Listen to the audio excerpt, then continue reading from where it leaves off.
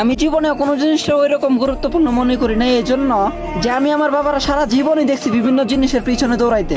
কখনো কাজের পিছনে, কখনো আমাদের খুশির জন্য, কখনো ফিস, কখনো ঈদের নতুন জামা, কখনো ওষুধের টাকা, কখনো জমিন নিয়ে ঝগড়া। সারা জীবন ভাই বোন, ছেলে মেয়ে, বউ, প্রত্যেকটা মানুষের খুশি রাখার চেষ্টা করছে। এটাই বিশ্বাস ছিল যে একদিন হয়তো বা সবকিছু ঠিক হয়ে যাব। এত আশা নিয়ে দৌড়াইতে দৌড়াইতে একদিন ওই মানুষের জীবনে আলো নিভে গেল। তারপরে আর কি, ছেলে বাবার থেকে আবদার করা, ভাই ভাইয়ের থেকে আবদার করা, আর বউ টাকার জন্য ঝগড়া করা, 1 মিনিটের ভিতর সব সারা জীবনের জন্য বদ্ধ হয়ে গেল। যে মানুষটা 50 বছর ধরে আমাদের সাথে, যারা যারা আমরা ফিউচার তো দূরের কথা, সামনে সবকিছু অন্ধকার দেখতেছিলাম, এই সুস্থ সবল মানুষটা শুধু 1 মিনিটে আমাদের স্বপ্ন হয়ে রয়ে গেল।